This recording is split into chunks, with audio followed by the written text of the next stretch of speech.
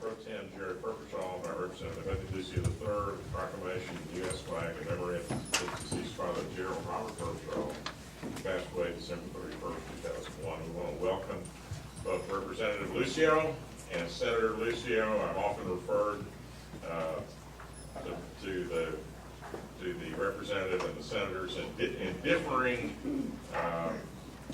superpower modes. I used to refer to them as Batman and Robin for all of the great things they've done for our community. After the session before last, they became, in my eyes, Superman and Iron Man. So they are truly great representatives, contributors to our community, and we appreciate so much their leadership in Austin and here in the Grand Valley. So welcome. Thank you, Mayor. As you can see, I brought a guest along other than my father. My wife was sick and asked if I could watch our daughter, and I said sure, but I'm going to have to take her with me. And she's not that shy. She may give her own speech here in a second, as you can see. So Representative, don't worry. We're going to all watch her for you. Thank you. Well, let me first off thank our great city manager, Mr. Idena, for informing me of the passing of Commissioner Purpershaw's father. I know what it is, Commissioner, to have love for a father, and I can only imagine what your family's gone through. The closest I've come is the loss of my father's father, my grandfather, and what that meant to our family. And like your father, he was a veteran, and I know how much that means to our community and the sacrifices that your family must have made. And I'm here just to show our respect. My father and I wanted to come here to just pass a little honor from the state, present you and your family a few gifts, if you would indulge us, Mayor and Commission, for a few moments. There's a resolution that we passed honoring your father, Commissioner.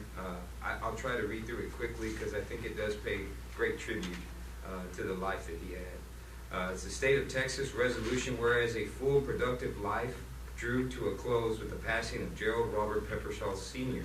on December 31st, 2011 at the age of 83. May we all be blessed to live to 83. Whereas born in Thompsonville, Michigan on December 16, 1928, Jerry Peppershaw grew up in Chicago, Illinois. Go Bulls. He enlisted in the National Guard at the age of 18 and then served his country in the United States Army during the Korean War. I think my daughter may have unplugged something. A recipient of the Purple Heart, he earned the National Defense Service Medal, the Korean Service Medal, 2 bronze service medals, and the Combat Infantry Badge. He served as company cook and rose to the rank of heavy weapons sergeant. And whereas Mr. Peppershaw was employed for a number of years with the Illinois-based company Bilink, following his retirement, he moved to Texas. Thank God, we have the Peppershaw family here. And went to work at H-E-B on Central Boulevard in Brownsville. Over the course of his 16-year tenure at the store, he handled assignments in the produce department, in the customer service, and served as a greeter. And his wonderful sense of humor and warm smile brightened the day for co-workers and customers alike. And whereas Jerry Peppershaw shared a rewarding marriage of 53 years with his wife, Elsa Dolores Peppershaw, before her passing, he took great pride in his children, Gerald, Robert, Nancy, and his 9 grandchildren and 7 great-grandchildren. And whereas in honor of this esteemed Texan, January 18, 2012 has been proclaimed Gerald Robert Peppershaw Senior Day in the city of Harlingen. And whereas Jerry Peppershaw treasured the time he spent in the company of his family and friends, and those he leaves behind will in turn cherish their memories of his kind, and friendly ways. Now, therefore, be it resolved that tribute be paid to the life of Gerald Robert Peppershaw Sr., and that sincere condolences be extended to the members of his family, to his son, Gerald Robert Peppershaw Jr., and his wife, Mary, and Robert Louis Peppershaw and his wife, Diane, to his daughter, Nancy Cornelia Peppershaw Ortero, and her husband, Gregory, and to his grandchildren, Elise. Is that correct, Commissioner? Elise. Elise, Aaron, Jessica, Anthony, Dane, Christian, Savannah, James, and Samuel. And to his great-grandchildren, Justine, Elazar, Sapphira, excuse me, Ryan, Avery, Christian, and Penelope, and to his other relatives and friends.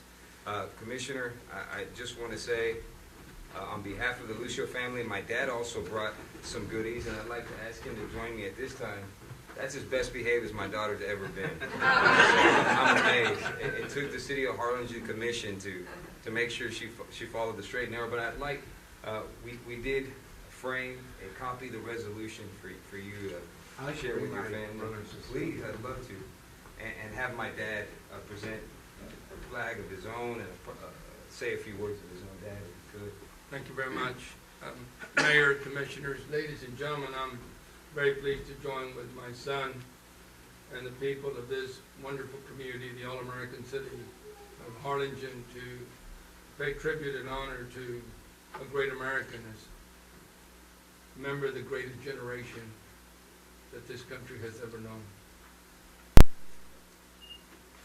And I get a little emotional because I think of my father and what he meant to us and to me. And I know your dad preached Americanism and patriotism, because that's what the greatest generation is all about. And I think we need to go back in time. And I'm one of those that in this country that believe that those kind of values need to come back strong as ever. At a time when our country is divisive, we need to unite it. Looking back at the lives of your father, Gerald, and my dad, and others who are here that know how we feel when they've lost their loved ones, it's important for us to come together as one American family. And that's why, to us, it's very meaningful to have an opportunity to reflect on the life of a great American who meant so much to his family, his community, and his country, Gerald Robert Perpetraw Sr. And I will be doing this. I will be inviting the family to come back to Austin in January when we go back into session to pass a memorial resolution in the Texas Senate. I believe that his life should be articulated completely and placed in the Texas archives forever, so his grandchildren and great-grandchildren and those generations that will follow can read about the life of Gerald Robert Perpetraw, a great American hero. Thank you, Senator.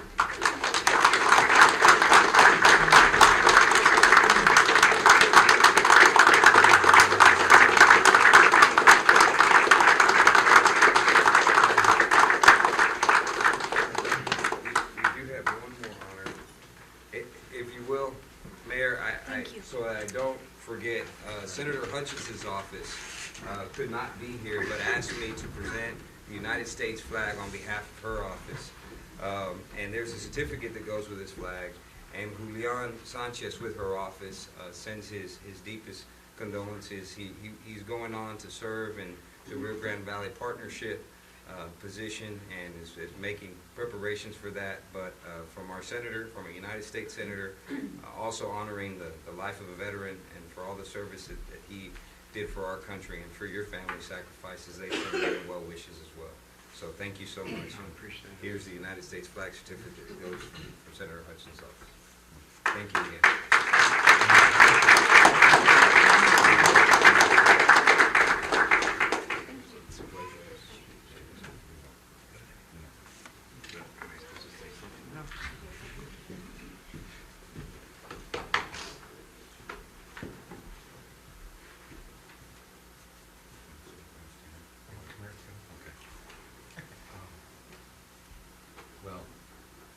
Let's start. All right.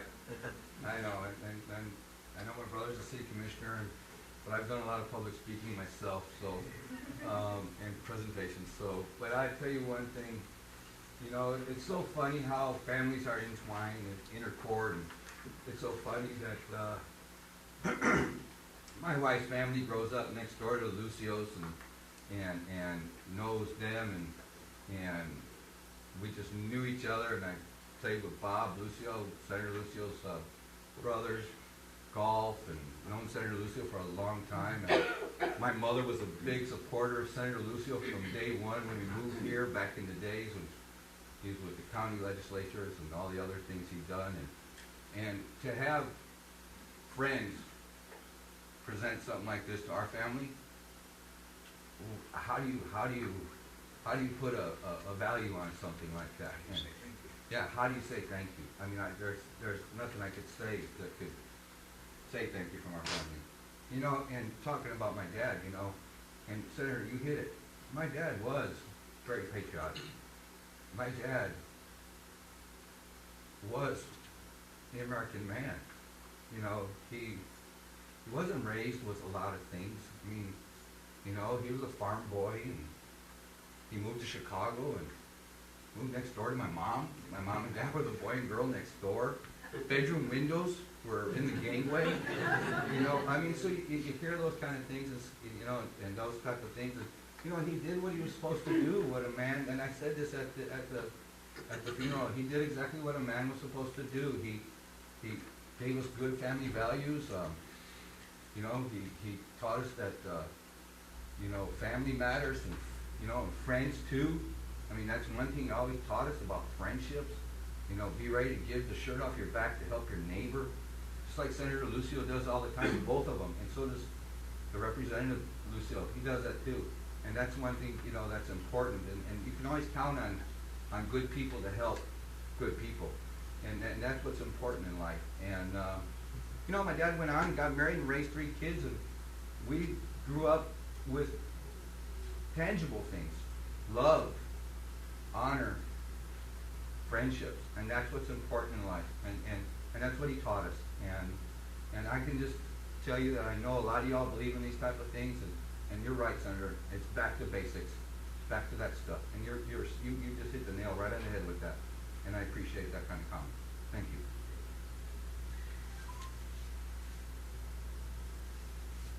Okay. I find it very hard to talk about my dad.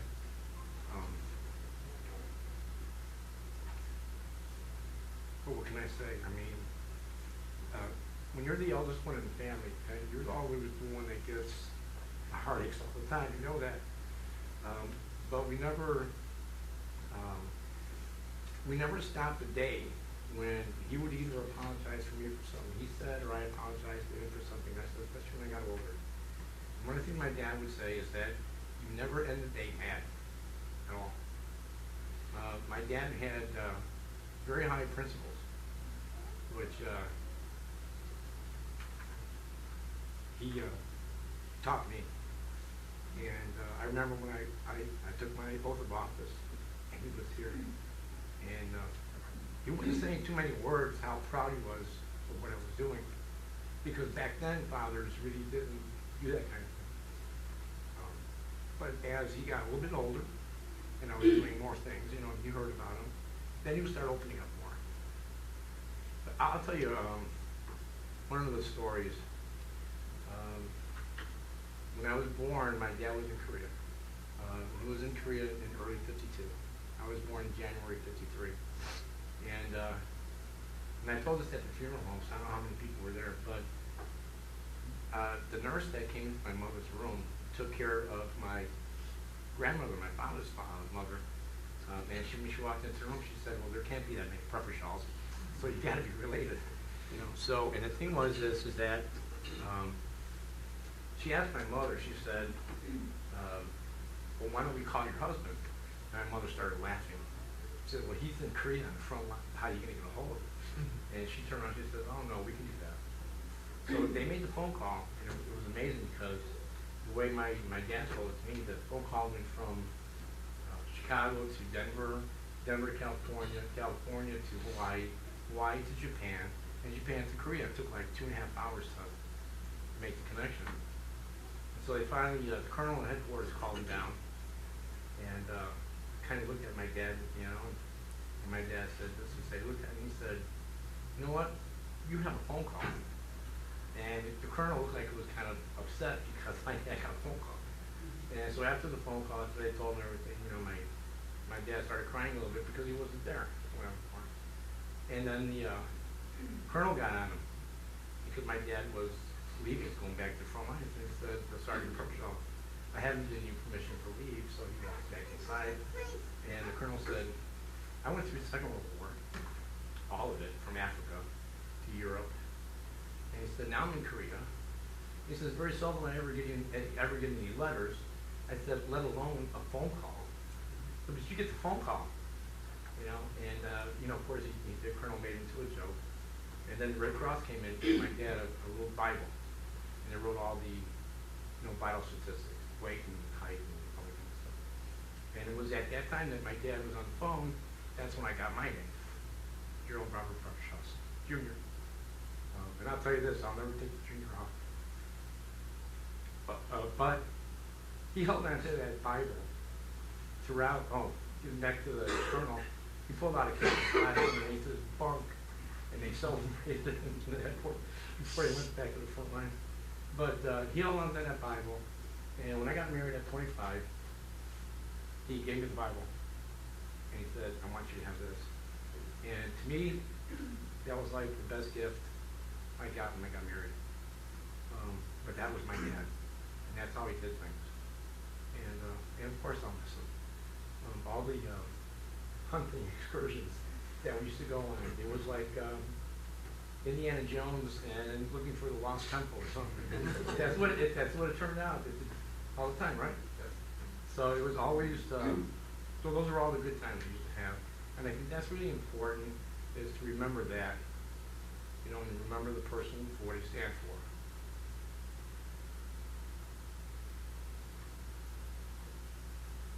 And that's all I'm going to remember like that. And I'd like to thank everybody for the support, especially the commission. They canceled the commission meeting so they could be there. I can't thank people enough for all the support we got. So, thank you. JD, and his grandson is being sworn in today. He's going to the U.S. Army. Yes. And he'll leave on June 19th to do it. And my dad was very proud.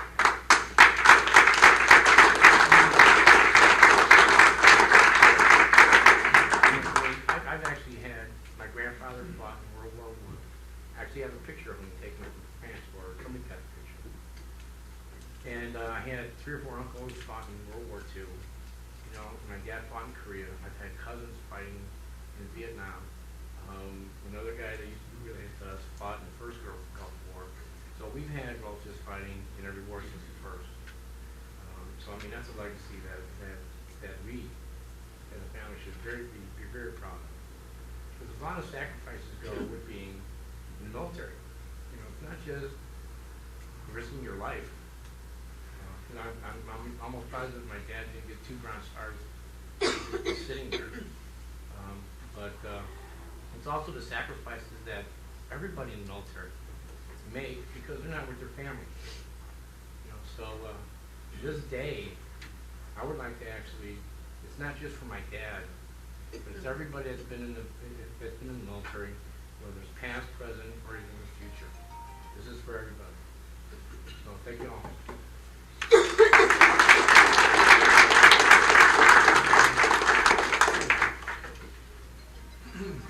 want to, again, wish the Purcell family well, and we want to thank again the Senator and the Representative for being here with us tonight. And I don't want to leave out Representative Chief of Staff, Bruno Bell, who's a great friend and supporter of the partnership. So thank you all for being here.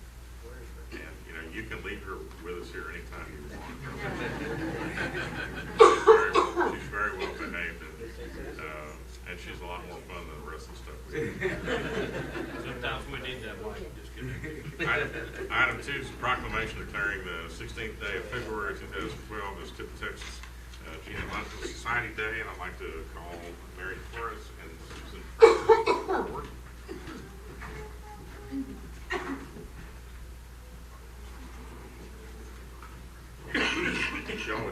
Joe, if you stand over here, I'll try to get through this quickly as I can. They're going to want to take your picture and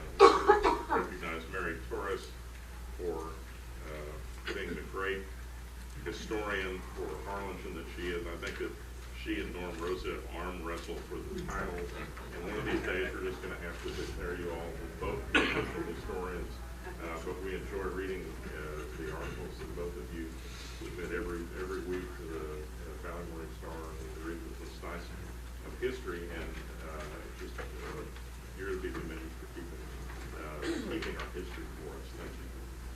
Whereas the Tip of Texas Genealogical Society was organized 50 years ago in Harlingen, Texas in February 1962, when 8 women in the community met to form a group with the goal of exploring their roots back to pre-revolutionary times. This society celebrates its 50th anniversary. Whereas the society with the first dues purchased a Daughters of the American Revolution Patriot Index, which became the nucleus for a genealogical collection in the Harlingen Public Library. From that modest beginning, Harlingen Public Library resources available to present-day genealogists have grown to include several thousand volumes of varying sizes and topics, including guides, local histories, how-to books, documents from all states, several hundred state and national quarterlies, as well as resources from many nations representing all ethnic groups. Whereas Tip Texas Genealogical Society members present programs and workshops to sister societies, schools, scout groups, civic clubs, RV parks, and senior citizen organizations, and workshops for hereditary societies are given, as well as special programs on using the internet for genealogical research. And whereas in 2008, a Hispanic genealogical group was formed and became a separate society in 2010, the Rio Grande Valley Hispanic Genealogical Society. And whereas Tip of Texas Genealogical Society is the recipient of several awards from the Texas State Genealogical Society for its newspaper columns, Granny's Ramblings and Harlingen's Happenings. And whereas Genealogical Tips Quarterly Journal has been published by Tip of Texas Genealogical Society since 1963, and its publication is distributed to members, libraries, and other genealogical societies across the United States. Now therefore be resolved that I, Chris Foster, Mayor of the City of Harlingen, on behalf of the City Commission, hereby proclaim February 16, 2012 as Tip of Texas Genealogical Society, and ask that all citizens observe that day. Thank you.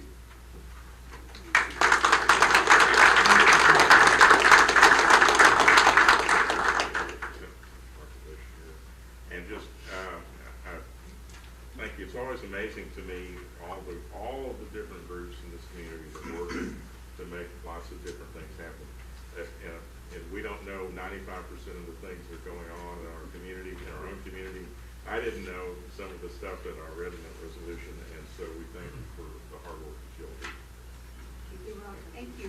I'd like to mention that there's a meeting tomorrow at 10:15 at the library. So the person that will be addressing us is the head of research at the Family History Center.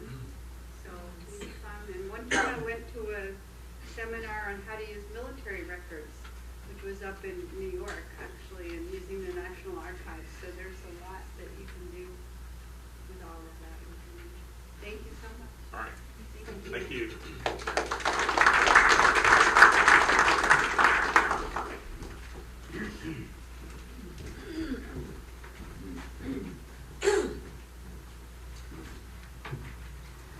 Item 3 is citizen communication.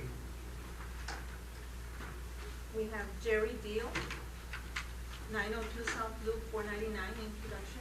Hi, I'm Jerry Deal. My purpose is to introduce and turn the mic over to the new general manager of the Rio Grande Valley White Wings, Doug Robinson.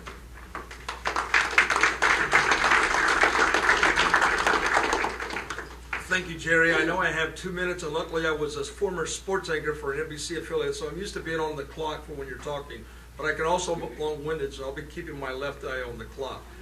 I want to be very upfront with you all to let you know that I'm very, very happy, and I'm not just saying this as the right thing to say, but is the things that I feel, is I am so glad to be back in Harlingen. I started with the White Wings in 2005 when the league, at that time was called the United League of Baseball, was just being formed. And during that time, I had the opportunity to be a part of the organization of a team, but unfortunately, I didn't get to see a lot of those things that I wanted to get done, taken care of, because I was transferred to Laredo Broncos in the summer of '06. Well, luckily, I have had the opportunity to get back here. I have a resume that shows And I want to greet the council members and all of the commissioners. If you'll see in my little bit of a bio there, I have a time where I did 2 World Series with ABC Network Sports. I've worked a number of organizations with ESPN, with Turn Back the Clock, as well as being the producer of the original high school football game, which is now televised on all of the cable networks across the state of Illinois. I hail from Southern Illinois, where I'm a proud Saluki and a graduate from the Southern Illinois University of Carbondale with a degree in radio and television. I've worked in marketing and most recently was the sports anchor, sports director, as I said, at KGNS in Laredo. Now I'm your new general manager for the White Wings. It is my pleasure to be here. I welcome everyone that sits in this room to come out and see the White Wings baseball, because this is an organization and a baseball club that is part of your history and wants to be and continue to be a part of your history. I thank you for allowing me for this opportunity to introduce myself, and I look forward to meeting each councilman and board commissioner, as you referred to. And I honor also Mr. Prepajan and his family for their outstanding accomplishments as being a Navy veteran myself. Thank you. All right, thank you.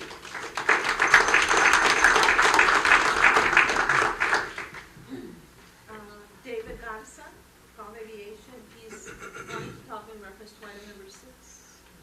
I'd like to reserve my comments for item number 6. Okay.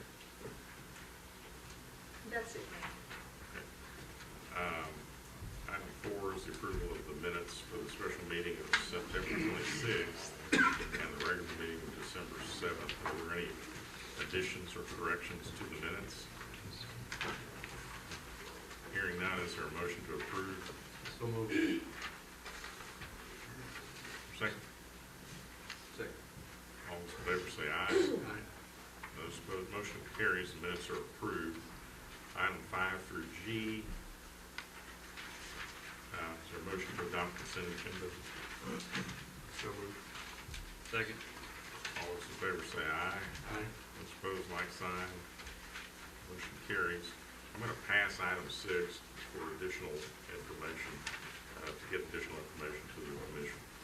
Item 7, consider an ordinance on first reading to amend the City of Harlingen subdivision ordinance number 07-28, section 3.43, 4.3K to clarify the distance requirements for fire hydrant in non-residential subdivisions. Ken? Yes, sir. Thank you, Mayor, Commissioners. This item is an amendment that's on the agenda simply to do some cleanup on semantics and language that's in our current subdivision ordinance. There's 2 sections in there that apply to non-residential subdivisions, and one section refers to the fire hydrant distance as being a radius, and the other refers to it as being an interval, a 300-foot interval. And we want to have both these sections have the same language, so the amendment wants to change it to 300-foot intervals, which is also consistent with what the International Fire Code is. So all 3 will say the same thing, and there won't be any confusion in interpretations of the ordinance. The fire department's here if you have any questions about it. Otherwise, it's just basically a language item. And the Planning and Zoning Commission recommended approval of it. Okay, item A is a public hearing. I'll open the public hearing and ask if there's anyone who would like to speak for or against the amendment of the ordinance. Is there anyone? Hearing no one, I'll close the public hearing and go to item B, consider to take action, adopt, and approve an ordinance on first reading on the above mentioned request. Can we have the caption read, please? An ordinance amending the City of Harlingen subdivision ordinance number 07-28, section 3.4.3K to clarify the distance requirement of fire hydrants in non-residential subdivisions, providing for publication, and ordaining other matters related to the foregoing. So moved. Second. Any discussion? Yes, are these going to be published, or are we going to let developers know, or how is this going to, is there a lot of confusion right now, or? There hasn't been any confusion. It's just something that's been on the laundry list that the fire department's been wanting to try to address, and so I don't think it's going to. So basically, it's just a word of semantics, right? Exactly. It's not really a change, not a change. No. It's just a, there. Instead of the word radius, it's going to say interval, just like it says in the other section, and that's consistent with the fire code. Any other discussion? All those in favor say aye. Aye. Those opposed, motion carries. Item A, consider an ordinance on first reading to rezone the not designated N district to residential single-family R1 district for 2 acres out of Tract A and B, Gonzales subdivision survey 28 located on FM 507, FM 508. Thank you, Mayor. This is a request from the property owners that own this property, which is located out at 507 and 508. They want to develop a single-family home on this parcel. Right now, it's non-designated, so they've requested it be rezoned to R1 to allow them to be able to build a single-family residence on the property. It's currently vacant. The surrounding properties, most of them are not zoned. To the south, it's a planned development to the east. The north of the property is outside of the city limits. The surrounding uses that are out there now, most of them are single-family residences. The future land use plan shows it as high-density residential, but in fact, most of the uses that are out there, as I just mentioned, are single-family residential. And this is a lower intense type of zoning that's consistent with what the land use is that's out there. The Planning and Zoning Commission recommended unanimously to rezone it, and the staff recommends that as well. Item A is public hearing. I'll open the public hearing. Is someone like to speak for or against this ordinance?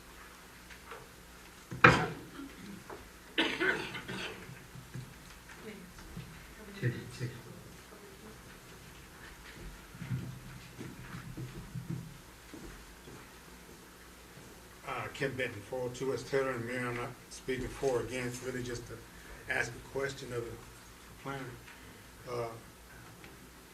I recall back when his predecessor, some years back, was in office and we were doing the comprehensive plan, that we were trying to prevent stuff that fronted on the roadway, the major thoroughfares, and that there was some effort made to create an ordinance, I don't know if it ever went through, that you had to have a perpendicular instead of, so that your land use would be not fronting on the highway to keep that flow clear. And I don't know if that ever is in our code, and if so, wouldn't this be a violation of it? And I cannot believe that the future land use plan for 509 is high density residential. I mean, there's a whole bunch of land use planning issues that come up here, but, you know, and don't want to belabor it, passage, but I just think that that's somewhat inconsistent with the original vision that we had for that area. Is there anyone else like, I mean, is there an answer? Ken, do you want to respond to that? Yeah, I don't, I'm not aware of what went on in the past, but it's not a violation of a code that we have in place right now. And I think the main point here, I mean, I would agree with him about the comment about the future land use. And that's something we probably need to address whenever we update the comprehensive plan. But it is, as you can see, a very large parcel of land. And when they developed this parcel of land with one single family house and just the one egress to be able to get out to the road, I don't think it's going to create a problem, which is what I think he was alluding to. So, Well, I think, I may be wrong on this, but what does the future land use plan say for this area? I know it's consistent with the current land use, but what does the future land use plan say? the future land use I plan. think that's the question. I mean, are we consistent with the future land use plan that we have for this area? As I mentioned, the future land use plan shows that this would be high residential density. So if the rezoning to the R1 That's technically, consistent with that. well, it's a lower lower intensity use. So and what's around out there is single family uses. So. What about keeping stuff off the front of fronting on your major thoroughfares?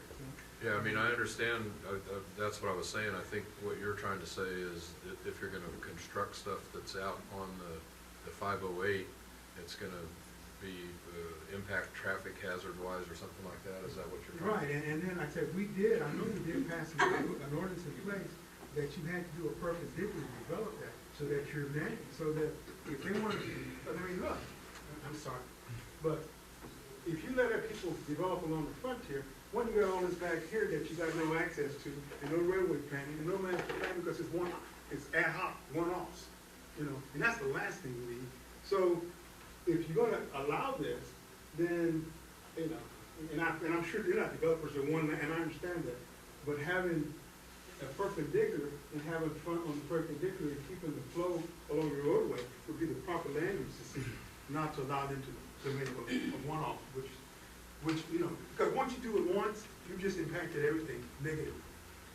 Well, I mean, I think it's probably a discussion for when we take a look at the whole area out there and the larger So if you allow this pieces. now, the discussion's irrelevant.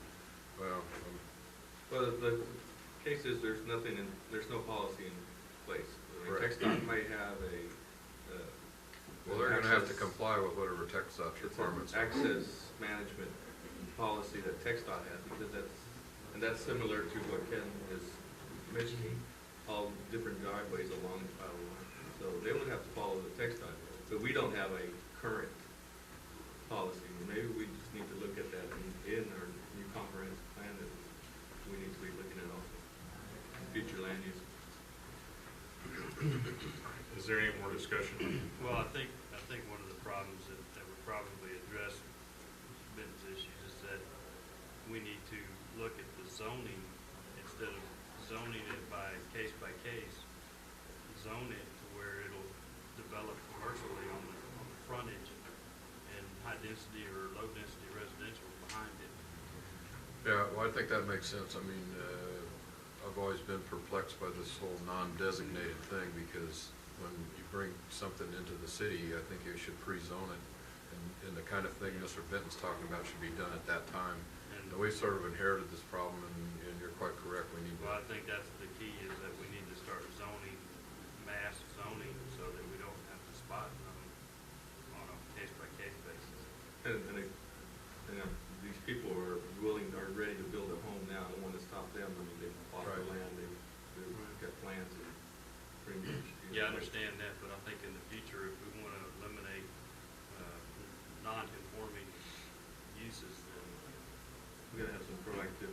yeah, we need to proactively rezone some of these areas in large scale, Makes sense. and we need to do it based on a comprehensive plan. Right, okay, I mean, this, we'll have to put this on the agenda to discuss the need to come up with a new comprehensive plan. We need to revisit that and develop an update to that, and we know that's something we need to do. We need to go ahead and get that on the agenda and make sure that we get that done. But anyway, in the meantime, this is a public hearing. Is anyone else like to speak for or against this ordinance? Hearing now, I'm going to close the public hearing and go to item B, which is to consider and take action to adopt and approve an ordinance on first reading on the above mentioned rezone request. Ask the city attorney to read the caption. An ordinance amending the zoning ordinance number 07-27 of the city of Harlingen, rezoning from not designated N district to residential single-family R1 district for 2.00 acres out of tract A and B, Gonzales subdivision, survey 28, located on FM 507 and FM 508, providing for publication and ordaining other matters related to the foregoing. So moved. Second. Any discussion? All those in favor say aye. Aye. Those opposed, like sign. Motion carries. Item 9 is consider an ordinance on first reading on an amendment to the City of Harlingen zoning ordinance number 07-27, allow farmers market in a residential single-family district R1 with approved special use permit on a tract of land that is not less than 1 acre in size. Thank you, Mayor. The applicants, Saul and Deanna Padilla, came in and met with the staff a couple of months back, and they've got a project that they're really interested in starting, which I think would be a great thing for the city of Harlingen. It's a real, genuine farmer's market, and it even goes a little further than that, because it involves giving people plats of land out there and having some teaching and teaching people how to grow stuff and bring it right there at their site to be able to sell it at a farmer's market, which they own about 20 acres out there. It's not zoned for that. We don't have anything in our ordinance that provides to be able to allow to have farmer's market. So we worked with them, and they wanted to try to use the structure there that they have and a 1 acre piece there to do the farmer's market. And we kind of recommended that they might consider going with 5 acres, which they agreed with, and we recommended that to the Planning and Zoning Commission. Basically, this involves an amendment to add in the language in the text to be able to allow a farmer's market on 5 acre parcels in an R1 zoning district. And it would have to go through the use permit process to be approved. And the Planning and Zoning Commission unanimously approved this at their last meeting, and the staff recommended approval of it. And the applicants are here. They might want to expand a little bit more on what they're planning to do, because I think this is something that's going to be a real asset to the community whenever it takes place. But tonight we're here just to have you hopefully approve the rezoning request so we can add that language into the zoning ordinance to make it possible for them to be able to do this project.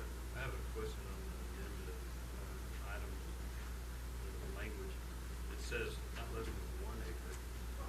Yeah, their original application asked to be able to do it on 1 acre, and then staff, after we looked at it, and we thought it made sense to do it on 5 acres to have a larger size, and they agreed with it, and the Planning and Zoning Commission thought that that was more appropriate to have a larger piece of land rather than a small 1 acre piece. And so the eventual thing that was passed was for 5 acres rather than the 1 acre that was on the original application.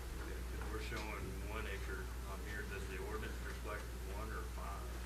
The ordinance would reflect 5. I thought the staff's recommendation is to disapprove the ordinance, but to approve the SUP. No, the staff's recommendation was to not have the 1 acre and do the 5 acres, which the Planning and Zoning Commission went along with, and the applicant has no problem with doing the 5 acres. So basically, the wording here says it's not less than 1 acre. The size needs to actually be changed, then, right? It's on the ordinance, you'll be reading it actually. Well, yeah, but Right. it's not posted correctly. It says Not posted 1 acre. The commission's correct. Pardon? The commission is correct. The item's not properly posted. Well, While that- they applied for 1 acre, they agreed, and the Planning and Zoning Commission agreed to 5 acres. And so to apprise the public fairly that there's going to be an ordinance adopted with 5 acres, this needs to be reposted. Okay, well, we'll just have to do that at the February 1st meeting. I make a motion to go ahead and table this. Until next meeting. That's like, Okay, there's a motion to second the table. All those in favor say aye. Aye. it doesn't signify that we're against it. We just. Yeah, no, I understand. And I think, well, I know that some of the commissioners have been aware of this because it's been in the works for a couple Yeah, I months. don't have a problem with this The except problem wording. was that the public was told 1 acre. Yeah, I understand. Okay, item 10 is to consider to take action to grant a variance request to the City of Harlingen subdivision ordinance number 07-28, section 4.12, 4.1.2, with regards to the length and width ratio in excess of 4:1, a proposed contiguous estate bearing a legal description of 7.67 acre tract of land out of LaFeria Grant situated in Cameron County, being a portion of Block 38, Collinson Division located on the east side of Grant Road, approximately 1,500 feet south of Cooper. Thank you, Mayor. The applicant in this case has a piece of property that's kind of irregularly shaped, and it doesn't meet the width ratio of the excess of 4:1 that's in the city's ordinance requirements. It's been there since 1981 in this same configuration and hasn't been changed. And in order for them to be able to meet the requirements of the subdivision ordinance, they're requesting a variance. And this kind of meets the criteria for a variance. I mean, it's an irregularly shaped piece of property. It's a hardship because they can't acquire any other property around there to be able to meet that 4-to-1 ratio. And it was conducted a hearing with the Planning and Zoning Commission, and they reviewed it and discussed it, and they made a unanimous recommendation to recommend approval of the variance request, which the staff supports as well. Should this be a variance request for the planning board of adjustments, or do we not have that anymore? No, it has to come to the commission in this case because of the, it's part of the subdivision process. Subdivision variance. Right. Okay, is there a motion to approve the variance request? So moved. Second. Any discussion? All those in favor say aye. Aye.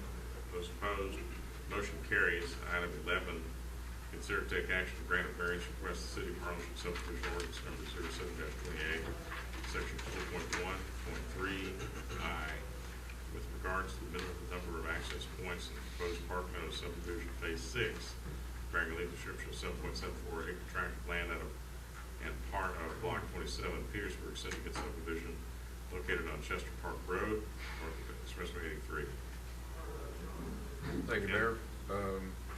This subdivision, this Park Meadows subdivision, was originally approved in 2006, and the developer was not required or was not able to install the required improvements within the 2-year time frame, and the subdivision actually never got recorded, and they went basically bankrupt and went into foreclosure. And the Wells Fargo Bank is trying to bring this property out of foreclosure, and they have some interested parties that would like to purchase it and finish off this subdivision. There's 38 more lots there to be developed. At the time when it was originally approved, they obtained a variance to not have to meet some requirements for access and in and out of there, and then everything expired, as I mentioned earlier. So now, in order to move forward with this, the subdivision ordinance, there's been some changes and things and different requirements in there since that time, and they need to have a second access point out of there in order to meet emergency access requirements. So they came back and made an application and went before the Planning and Zoning Commission to ask for a variance, because there is going to be an impact, because there's a canal there and they have to build a bridge over it, and there's a lot of work that would be required and involved in order for them to be able to provide that. So they felt that since there was a variance granted before, that they wanted to come back and ask for one again. But when it went before the Planning and Zoning Commission, there was a motion to deny the variance, and it wasn't seconded, so it died for a lack of a second. At that point, the chairman asked if there was another motion, and nobody made a motion. So essentially, there wasn't any action taken. So now it's coming before you, and the people from Wells Fargo are here. I think you should probably hear from them with regard to the details and why they are requesting the variance at this point. And then after that, if you got any questions from myself or from her, we'd be happy to try to answer them at that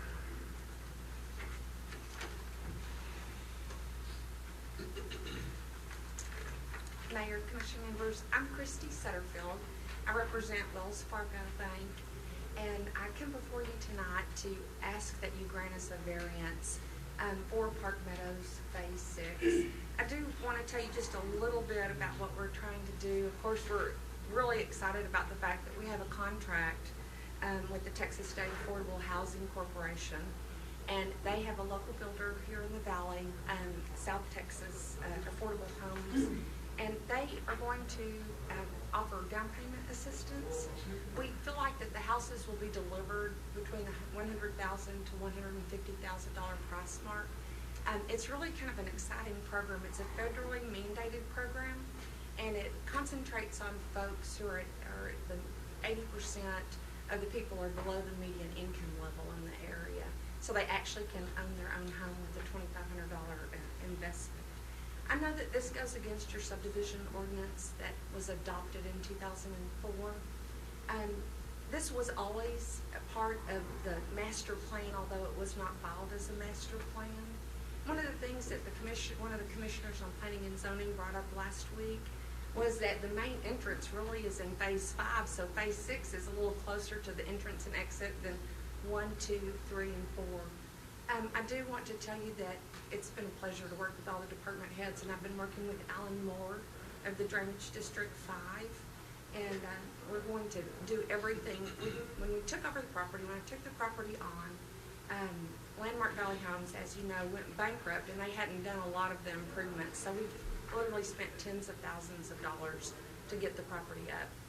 Having to build the bridge would cost about $70,000, and with that, it requires a bridge-like structure over the elevated canal and an additional 200 feet of pavement to the intersection of Chester Parkway, and that does not include engineering fees. What will happen with that is we won't be able to sell the property. Unfortunately, Landmark borrowed almost 2 times the value of the property today. And so we're kind of in one of those situations where it's an either or. We really need the variance. I will tell you that Michelle Leftwich in 2006 came up with an alternative for Landmark Valley Homes that the council approved, and that was to put an entrance exit out on the east side. And so at that time, the developer had to put in another 100 feet of pavement. I talked to Alan Moore today, and that property on the east side where the additional concrete is owned by a private individual, and it is on the market for sale. And the thought process in April of 2006 was that the second entrance and exit would be put out to Brazil Road. And so I stand before you to ask that you grant the variance. The City Commission granted it in 2006. We are going to provide hundreds of jobs in the building of 38 homes and hope to put at least $4 to $5 million on your tax rolls. And I'm Christy Setterfield. If you have any questions, I'd be happy to answer them.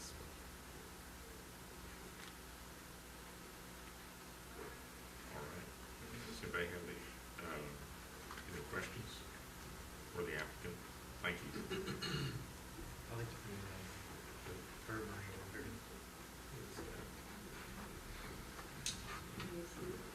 I see what happens when you have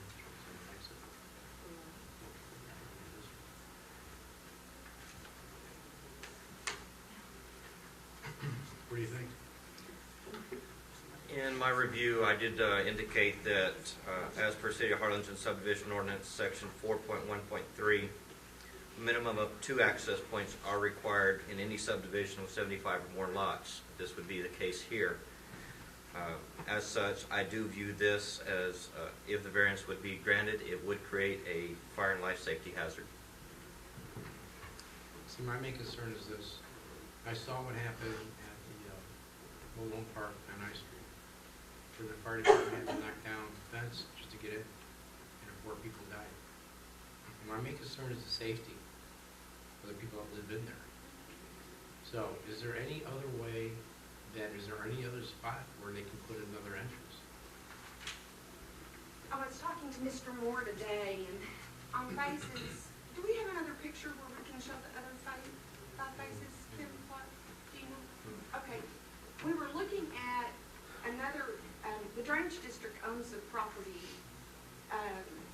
down where Times Square and Lexington and Memorial on this side, but there's a huge drainage canal. There's 20 acres there, and so it's going to be the same situation from a cost standpoint. And so I don't think that, I don't know when that piece of property, the private owner who owns the property that comes out on Park Lane right there on the east side, I don't know how long it will take for them to sell it. It does have an ag zoning at this point, and so it has the ag exemption. So it's also in the ETJ. Interestingly enough, the Harlingen city limit line stops with phase 6 of Park Meadows.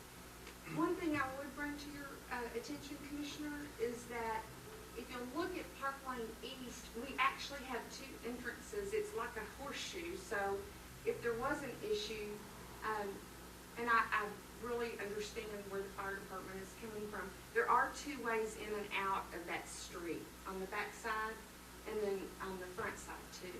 And back to you, would that be, I mean, I know there are variants, but would that be sufficient if there was a problem beside that?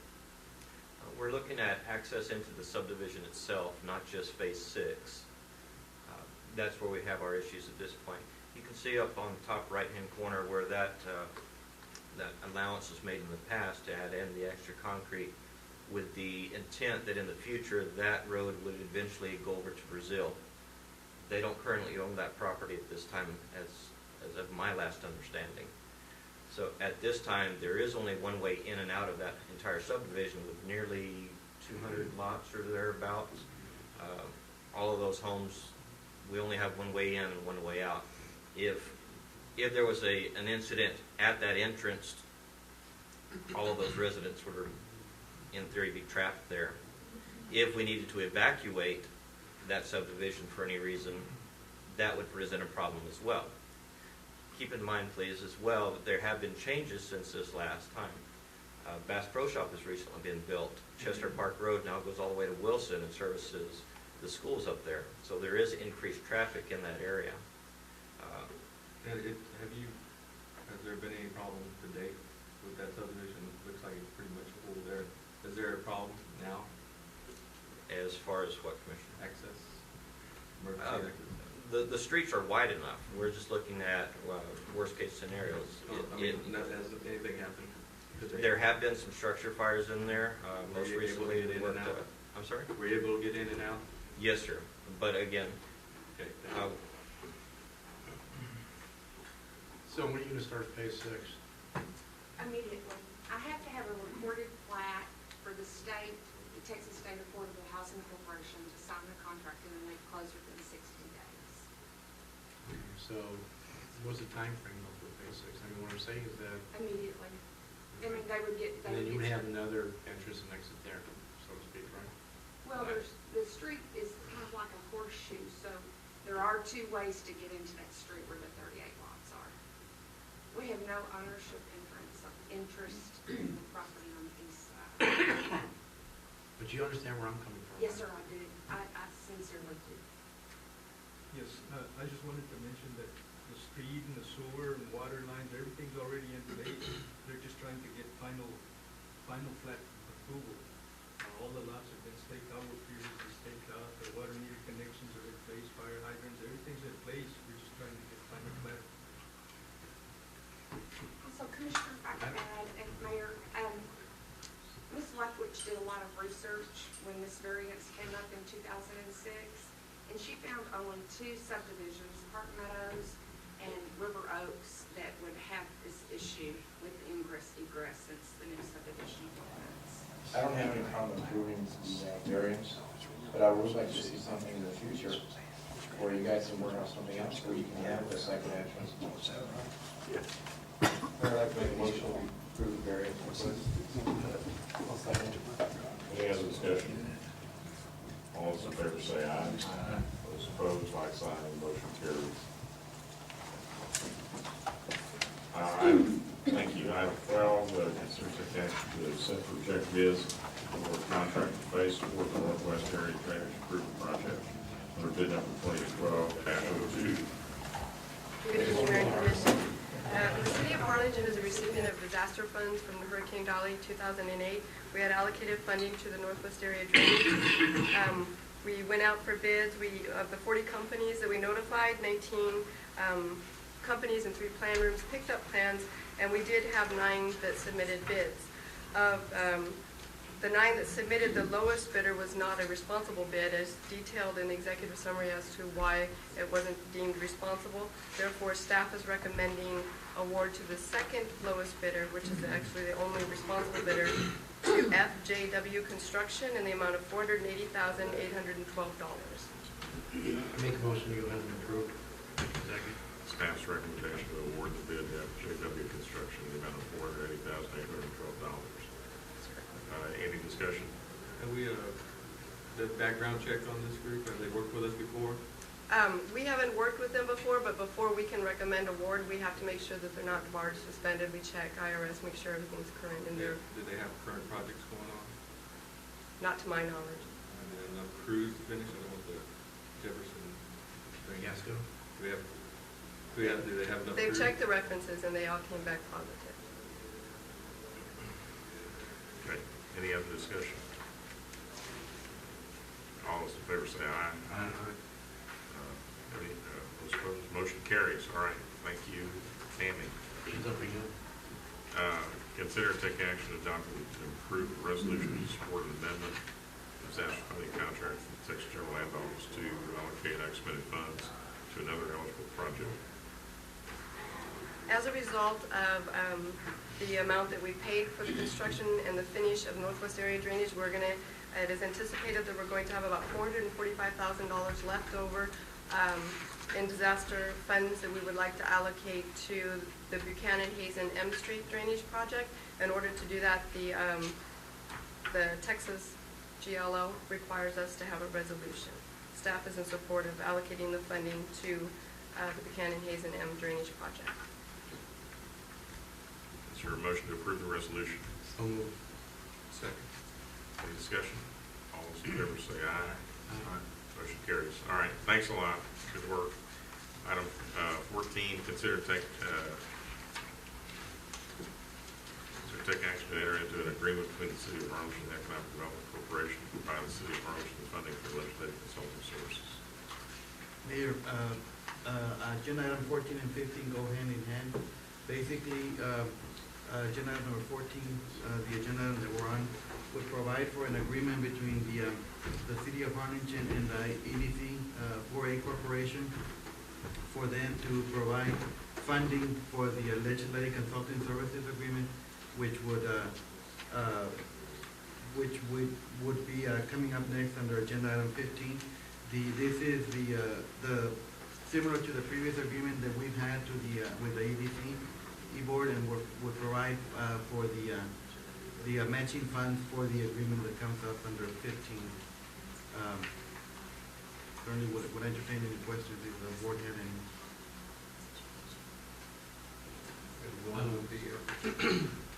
I don't have any problems with the contract, but what I would like to see is. Yeah, they're going to have commission stop. Commissioner Lethbridge is going to fill out a conflict of interest on this item. And the keys are safe. Can you hurry it up?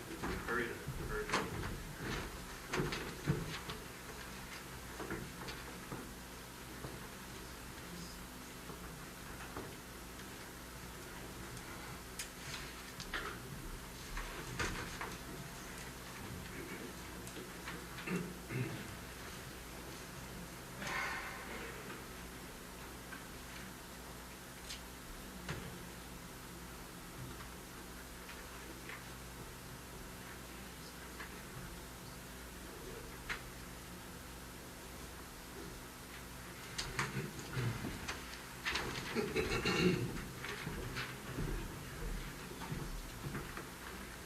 Please let the record reflect that Commissioner Lethbridge is abstaining on it. Thank you, sir. We'll call you back. I had one question on the term length. It's 2 year? Yes, sir. The contract that we had previously with him was a 2-year contract to be concurrent with the legislative session. Maybe I'm reading it wrong, Roxanne, but that's, is the term supposed to go through December 31st of 2013 or 2014? If the city manager instructed me that it would be a 24-month contract. 2014, Commissioner. But we do have a... Well, the reason why they do that is because of the state legislature. Now they meet like every 2 years. So they can work like 1 year getting everything together if they want to go to state legislature. No, I understand. Maybe I just misread the calculation of the dates there, because it seemed to describe 3 years. Oh, no, it's supposed to be 2014, 2 years. Am I right?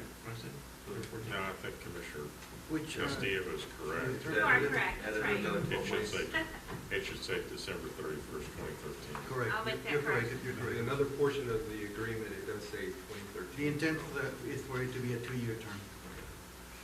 You are correct, 2013. You know, the only thing I'd like to bring up too is this, is that these kind of reports that they put out, I would like to get something like this quarterly. If there's something in here that they need to speak to any one of us or the council as a whole, as far as anything going into executive session, it should not be, you know, Yes, sir. private things. Under the agenda item is coming up, the actual agreement with the consultants. Right. We do have under number 5, reports and reporting, that they will have to provide the elected commission with quarterly reports. Okay. I'd like to have a comment on that. Yes, sir. Is that the contract read only elected? I'm Tessie Martinez. I'm going to speak on it. Can't speak on behalf of the board. But I thought that we had requested the EDC also get a copy of the report. And I'm just hoping that you can add that to the statement. Yes, sir, we can. That's not a problem. To the contract. Okay. And we did provide Mr. Martin and Mr. Silva with a copy of the. Okay, that's all. Yes, sir. Thank you. Okay. All right, then is there a motion to approve the agreement with the city and the EDC? That's the funding mechanism. I make a motion. I'll second it. That's them giving us money. Yes. We want to do that. That's right. Any discussion? Say aye. All those in favor say aye. Aye. Motion carries. All right, then item 14 is consider take action to enter an agreement with the city of Harlingen and the EDC. I'm sorry. 15, to take action to enter into agreement with the city of Harlingen to pay the city like this after legislative consulting service, subject to the EDC approving an agreement to fund the consulting services. So move for approval, Mayor. Second. One question. On the portion where it says about payment, should it say the amount Under under the section for payment? Stipulates what the city will pay and then what the EDC will pay. We should have an amount there for reimbursement. You're talking about the extra consultant agreement with. No, I'm saying the item that we're on right now. Yes. Oh, I'm sorry. Under the section for payment. That was the previous item, and actually the consulting agreement is Exhibit 1 underneath that item, so they're all inclusive. So it So it is there. It We ties can mention in. it again if you want to, but it's all inclusive. It's there, it's in the Commission. Well, I understand it's part of Exhibit 1, but I thought in this item here, it would stipulate that. It would echo that same So amount. what you're looking at is continuity. Right. Right. I don't have any problem with that too. It wouldn't hurt to clean up the, add that section to the other agreement. Okay. Okay. With that change and with the date changes on both of the agreements, is that to approve the agreement? Yes. I think you already did. I made a motion. Second. Any other discussion? All those in favor say aye. Aye. Those opposed, motion carries. Item 16, announcement of the U.S. Department of Justice and Center for Court Innovation have invited the city attorney to speak about Harlingen's Youth Community Court and Community Justice 2012 International Conference of Community Courts in Washington, D.C., January 31st through February 2nd, 2012. I just want to quickly let the Commission know that the United States Department of Justice and the Center for Court Innovation, which is out of New York, have invited the city attorney at cost to the federal government to speak at the Community Justice Conference. It's the second annual international conference that will be held in Washington, D.C., January 31st through February the 2nd. They've asked me actually to speak about our Harlingen's Youth Community Court. I'm real excited about doing that. I think it's important for us to showcase Harlingen at the international level, and we are going to be able to do that. The other thing I wanted to let you know that makes me really proud about this invitation is prior to coming to Harlingen, I traveled around the nation to at least 40 national conferences talking about Dallas's community court. On the panel for this season, usually I'm going to have Seattle and New York, which is in Harlem and Midtown, on the panel with me talking about community courts, and they usually go to Dallas to pick you up in Dallas to take you to the panelists, but at this point they didn't. They skipped Dallas and they came down to Harlingen.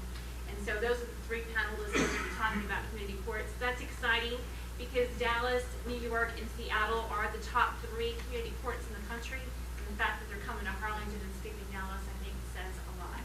So let's hope we can meet and get some new grant money because there will be top policy advisors for the Department of Justice at that conference. I will be missing the February 1st Harlingen City Commission meeting. I did check with the city manager. We both agree that it's for a good cause. Rick Bilby will be sitting in for that February 1st meeting. It is the first meeting that I have missed on behalf of the city commission for the past 2 years. Okay, thank you. Thank you for the answer. Comments? I think it's a great idea. I mean, as a matter of fact, I think it's gonna be great for the city of Harlingen, especially for our community court, because if we can get some grant money out of this, you know, that'll really help us a lot. So I think, the opportunity is there, and we need to go get it. Okay, that concludes the regular items. Item 17, board appointments. Are there any board appointments? No. Mayor, I have one, Jose Garza from the Harlingen Museum Board. Any other board appointments? Is there a motion to approve the board appointments? Make a motion. Second. All those in favor say aye. You actually approve your own. They're approved. Motion carries. All right. I'm just playing with Robert. Okay, ladies and gentlemen, we're going to ask that we go into executive session now. I'm going to ask White Wings folks to come in first, and then the judge together to come in next. We'll get to you as soon as we get done with the White Wings stuff.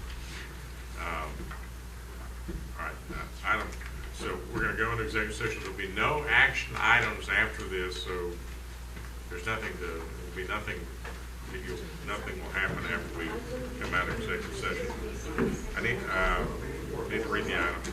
Proposed executive session to discuss the following items pursuant to Chapter 551, Subchapter D, BTCA, Government Code, Section 551.1071, consultation with the city attorney to seek legal advice regarding the Jefferson Street Drainage Project, Best Lawn Care, Inc., mowing, landscaping, and pickup services.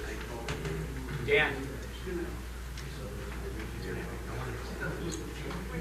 Lease agreement between the city of Harlingen and White Wings Baseball Club and Maria Dalia Pettis versus City of Harlingen, cause number 7-11 CD 00236. And then Chapter 551.087 regarding commercial and financial information for business prospect, City of Commission known as Project Blue, and then F 551 and 551.074 personnel matters to deliberate the annual evaluation duty of performance of presiding municipal court judge for May 22nd of 2010, May 26th, 2011. Is there a motion to go into executive session? So moved. Second.